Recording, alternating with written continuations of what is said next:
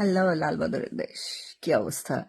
আজকে একটা ভিন্ন টাইমে আমি ভিডিওটা নিয়ে আসছি, কারণ হচ্ছে সারাদিন একটু দেখলাম, শুনলাম, বোঝার চেষ্টা করলাম যে ঘটনাটা কি ঘটতেছে।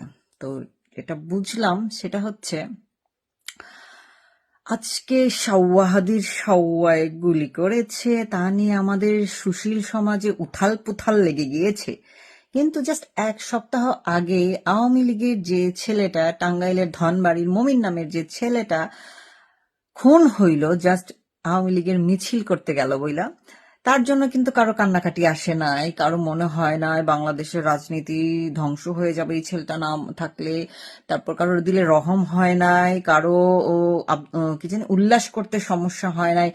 আজকে নাকি সাওয়াহাদির গুলি খাওয়া নিয়ে ট্রল করা যাবে না, তারপর হাসাহাসি করা যাবে না, আলহামদুলিল্লাহ বলা যাবে না, বাংলাদেশের রাজনীতি বদলায়া যাবে সাওয়াহাদি বেঁচে না থাকলে। সিরিয়াসলি তার মানে কি দাঁড়াইতেছে? এই হাদিরা যখন স্লোগান দিয়ে মিছিল করে মব নিয়ে ধানমন্ডি 32 ভেঙে দিল, যে কোনো আওয়ামী লীগ নেতাকর্মীকে নির্যাতন করলো, খুন করলো, সবকিছু করতে পারবে, সব ফরজ হালাল হয়ে যায় যখন সেটা আওয়ামী লীগের ওপর হয়, তাই তো?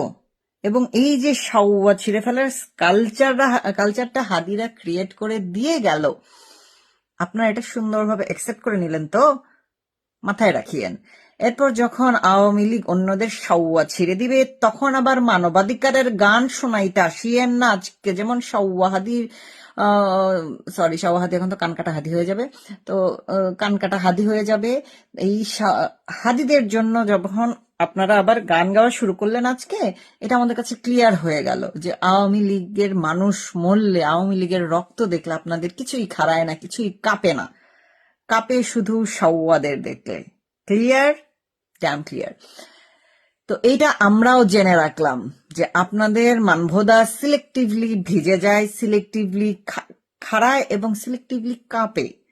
বুঝতে পারছেন? আমরা এটা ক্লিয়ার হয়ে গেছি। 5ই আগস্টে ক্লিয়ার ছিল, কিন্তু তারপরে ভাবছিলাম যে আপনাদের যে ফেস মাস্কটা, যে আপনারা যে সুশীল ভদ্র সভ্য একটা মাস্ক পরে থাকেন না, ভাবছিলাম এটা হয়তো সামহাউ ট্রু হয়ে যাইতে পারে, কিন্তু না, এক সপ্তাহের ব্যবধানে সেটা প্রমাণিত হয়ে গেছে আজকে 8ই ডিসেম্বর যে সাওয়াহাদি বাংলাদেশের পলিটিক্সে ইম্পর্ট্যান্ট ক্যারেক্টার, বাট আওয়ামী লীগের কোনো মানুষ মারা যাচ্ছে, আওয়ামী লীগের কর্মী জেলখানা 122 জন মারা গেছে, আপনাদের কাছে কিছুই ম্যাটার করে নাই। মুক্তিযোদ্ধা মার্ডার হচ্ছে, কিচ্ছু ম্যাটার করতেছে না।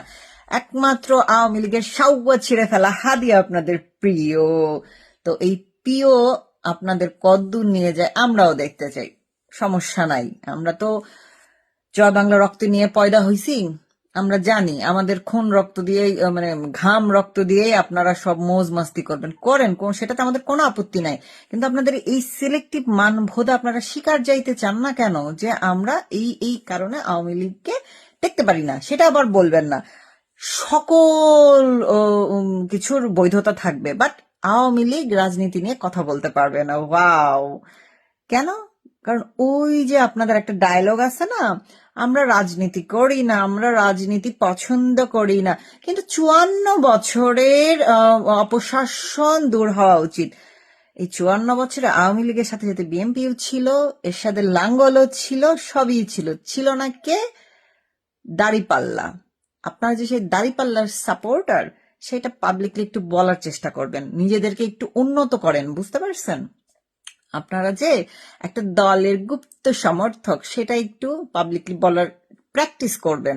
তাইলে মনে করেন আপনাদেরকে যে এই যে অন্যদের বেলায় যখন কথা বলেন যে অন্যদেরও অধিকার আছে, মানে হচ্ছে আপনাদের গুপ্ত থাকার অধিকার আছে, তাইলে আমাদের সবারও সেই সওয়া ছেড়ে ফেলার অধিকার আছে। ক্লিয়ার হইল? ওকে।